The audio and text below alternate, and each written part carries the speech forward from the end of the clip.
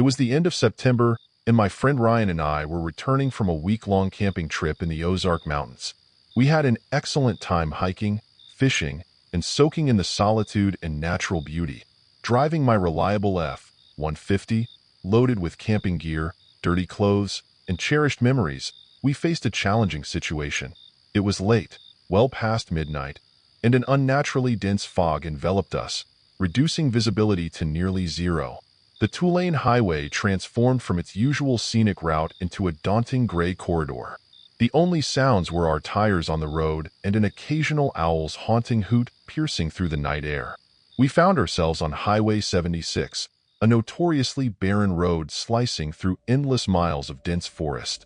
No houses, no gas stations, just the rare sight of an abandoned barn or a rusted car carcass swallowed by the undergrowth. It's exactly the kind of place your mom warned you about. Suddenly, our truck began to sputter. A sinking feeling hit my gut as I eased off the gas, but it was futile.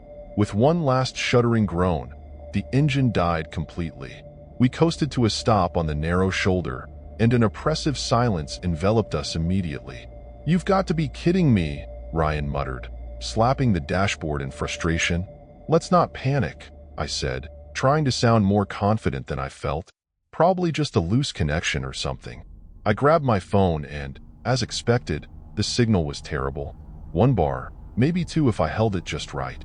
I managed to dial for roadside assistance, but the call kept dropping, the connection as tenuous as our grip on comm. "Any luck?" Ryan asked, peering out into the fog. "Not really," I sighed. "Keep getting disconnected." We sat there for what seemed like an eternity, the fog swirling around us as if it were alive. The silence was unnerving, with every rustle of leaves and every snap of a twig sounding amplified and ominous. My anxiety grew with each passing moment. Then, we spotted headlights in the distance, slowly making their way through the fog towards us. A sharp wave of relief washed over me. Finally, some help was on its way.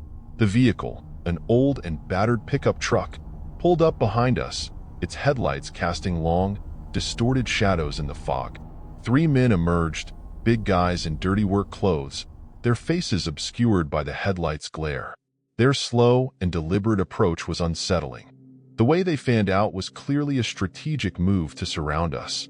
This situation requires immediate attention and decisive action. "Having some trouble, boys?"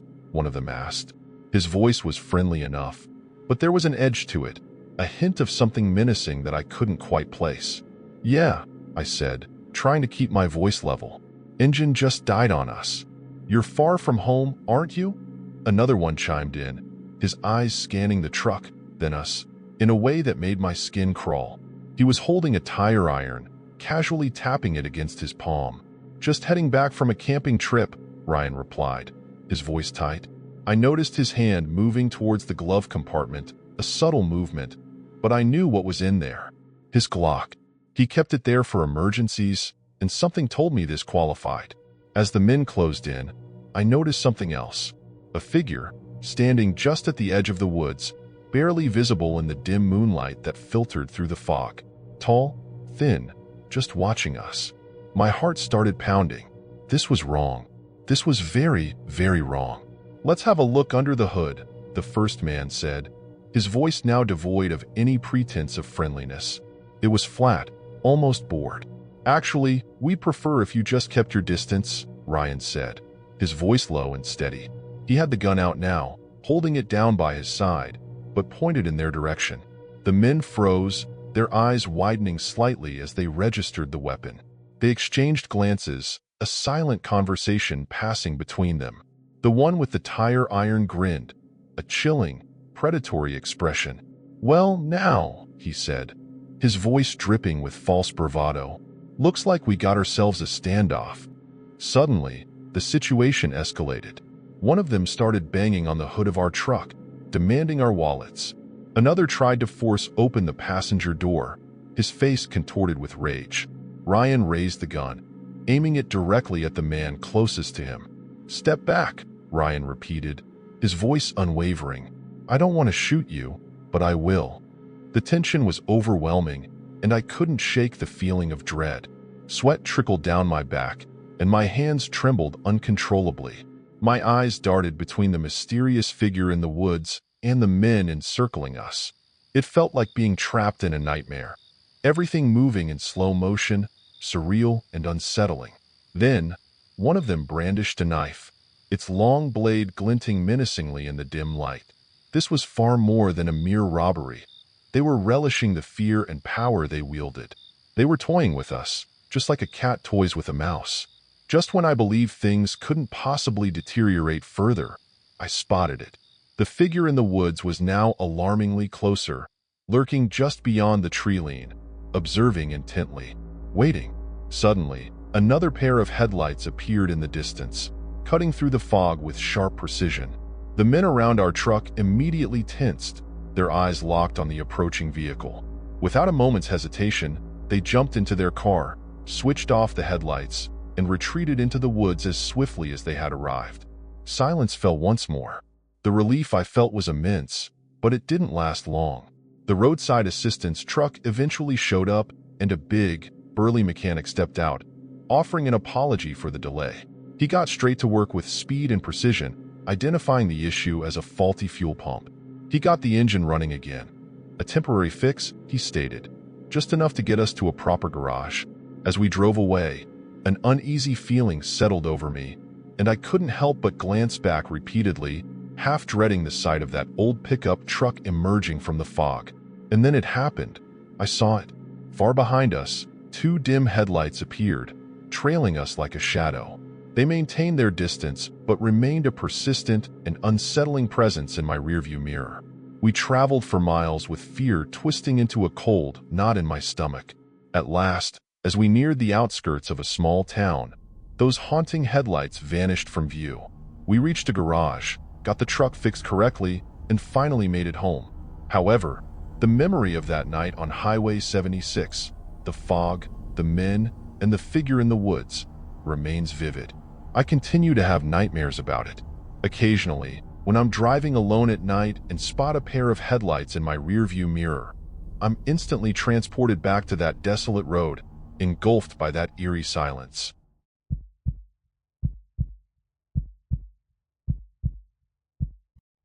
In late October, I was driving home from a weekend visit to my sister in Asheville. The journey was long, 6 hours, but I chose the scenic route via County Road 42 through the Blue Ridge Mountains. Everything was on schedule until twilight hit, and suddenly, the engine began making an unusual knocking noise. As the sun set, casting eerie shadows over the barren landscape, I pulled over to the roadside just as daylight disappeared into a deep, unsettling blue. My car, an old Ford Focus, finally broke down as night fell. Just perfect. I reached for my cell phone, only to find there was no signal at all. No service. The screen taunted me. I was stranded with no houses in sight, just miles of empty road and dense woods on either side. Anxiety started to rise as the silence of the night underscored my isolation. As panic began to take hold, I noticed a figure approaching from the distance. Relief surged through me. At last, someone who could offer assistance. I exited the car and waved my arms with urgency to capture their attention. As they neared, I discerned it was a man in a dark hoodie pulled low over his face, obscuring any facial details and stirring unease within me. Despite this apprehension, given the circumstances, I had no choice but to appreciate any help available. "Car trouble?" he asked, his voice muffled by the fabric of his hoodie. His voice was deep, but there was a strange calmness to it that didn't quite match the situation. "Yes," I replied, trying to keep my voice steady. "It just died on me. And of course, I have no cell service." "Let me take a look," he said, walking towards the front of the car. "Pop the hood for me, will you?" I did as he asked, feeling a growing sense of unease. He tinkered around under the hood for a few minutes, muttering to himself. It was too dark to see exactly what he was doing, and every rustle of leaves in the nearby woods made me jump. "All right," he said finally, straightening up. "Try the ignition now. Get in and turn the key." I slid back into the driver's seat, my heart pounding in my chest. I turned the key, and the engine sputtered, coughed, but didn't start. For a split second, as the headlights flickered on, I saw something that made my breath catch in my throat. Just behind my car, illuminated in the brief flash of light, stood another figure. Tall, thin, and completely motionless. It looked like a person who was trying to blend into the dark. I gasped, my eyes wide with terror. I slammed the car door shut, fumbling with the lock, my hands shaking so badly I could barely manage to click the button. "Don't run them over!" the man outside yelled, his voice suddenly urgent, almost panicked. He started banging on the window. His voice no longer had that unnatural calmness, but instead there was panic, a certain desperation in it. "What? Who's there?" I screamed, frantically looking back, but there was no one. The road behind me was empty. Was I seeing things? "You saw him, didn't you?" The man outside was no longer shouting, but his voice was low and insistent. "You need to let me check the engine again. Let me help you." But something felt terribly wrong.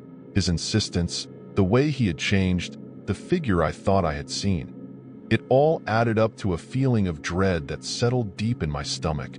This was not right. This was dangerous. "No," I said, my voice barely a whisper.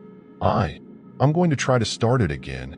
Ignoring his protests, I put the car in gear, my foot trembling on the gas pedal. The engine sputtered and coughed, threatening to die again. But then, miraculously, it roared to life. I didn't wait for another second. I slammed my foot down on the accelerator, and the car lurched forward, fishtailing wildly as I sped away from the man and the terrifying scene behind me. I drove for hours, unable to stop, my mind in turmoil and my body trembling. The image of that figure caught in the headlights and the man's unsettling behavior kept replaying in my head relentlessly. I couldn't shake off the feeling of unease until I finally arrived at a brightly lit gas station, miles down the interstate. As I refueled, my hands trembling from the unsettling experience, I caught sight of something on my car's trunk. There were muddy handprints, small, almost like a child's. They were smeared across the back, suggesting that someone might have been desperately holding onto my car as I drove away. This discovery left me feeling deeply uneasy and concerned about what had happened. The realization struck me with undeniable force. The figure in the headlights was real, not a figment of my imagination. Someone had been lurking behind my car, and that man in the hoodie knew it all along. He was deliberately keeping me there, preventing my departure. But why? What were their intentions? I paid for the gas. I needed to get home. Resolute, I drove away and vowed never to return to that road again.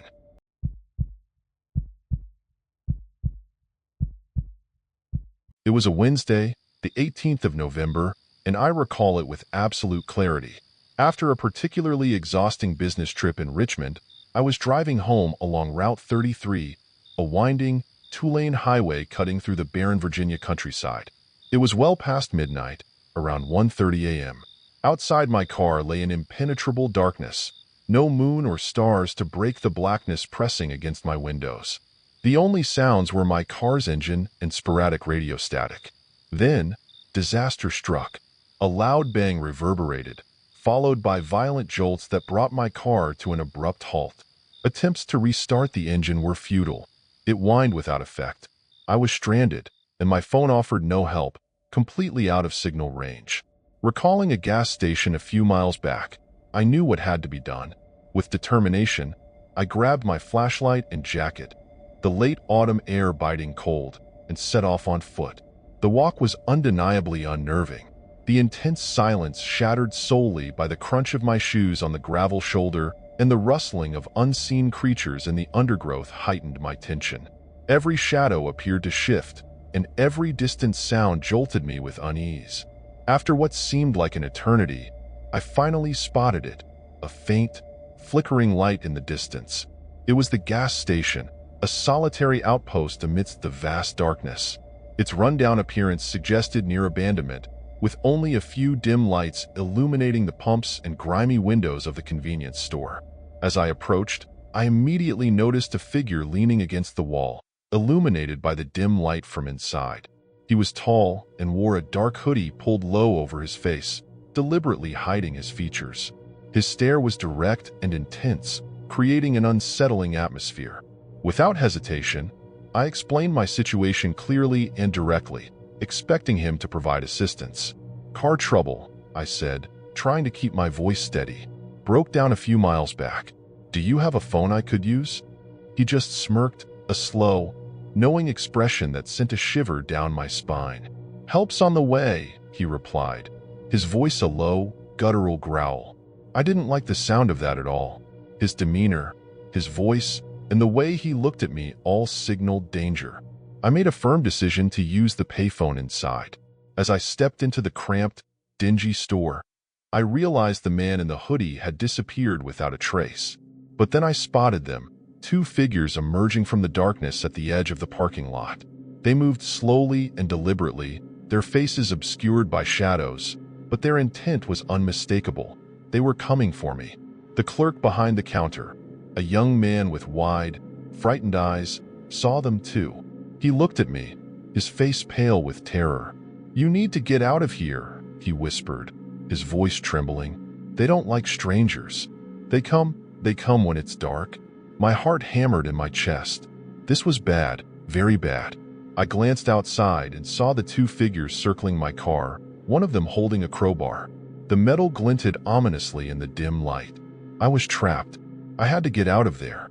Without hesitation, I sprinted to the back of the store, with the clerk's fearful whispers resonating in my ears. There, behind a stack of discarded tires, stood an old, rusty pickup truck that seemed abandoned for years. Unexpectedly, the clerk was right on my heels. He shoved a set of keys into my hand and commanded firmly, "Take it. Leave now. Don't stop for anything. Just drive." Without a moment's pause, I jumped into the truck, swiftly grabbed the keys, and got that engine roaring to life despite its coughs and sputters. It was running. I slammed it into gear and tore out of the gas station, leaving nothing but a cloud of dust and the acrid scent of burning oil in my wake. As I raced away, I saw them in my rearview mirror, the two figures jumping into my car. My car. They were coming after me. The chase was on. The old truck was in dire condition, rattling and groaning as if it might collapse any second. Yet, I pushed it to its limits, the engine screaming in protest. Urgently, I glanced at the mirror. My own car's headlights were closing in fast, driven by men with a dark and twisted intent. We have no time to lose. The road was an unsettling blur of darkness and shadows. I clutched the steering wheel tightly, my knuckles turning white as my eyes stayed glued to the road ahead. The truck swerved and fishtailed, but I held on desperately, determined to find a way out. Then, in the distance, my heart sank as I saw them. The ominous flashing red and blue lights of a police roadblock. I slammed on the brakes, my heart racing as the truck skidded to a stop just inches from the police cruisers. Officers hurried towards me, guns drawn and shouting commands, adding to my growing panic. I stumbled out of the truck, frantically babbling about the gas station, the men, and the chase. Their faces showed skepticism mixed with concern as they listened to my jumbled explanation. A team of officers promptly returned to the gas station, while I was escorted to the nearest precinct for questioning. Hours passed before the officers came back with their findings. They discovered that the gas station had been deserted for over a decade. There was absolutely no trace of anyone, no evidence of the men, and no sign of my car. They attempted to be understanding, yet the doubt in their eyes was unmistakable. They assumed I was either crazy or hallucinating from exhaustion. But let me be clear, I know exactly what I saw and what transpired. That gas station and those men were real, and they were pursuing me. The officers found nothing because these men weren't your typical criminals. They were something else entirely, something far more sinister.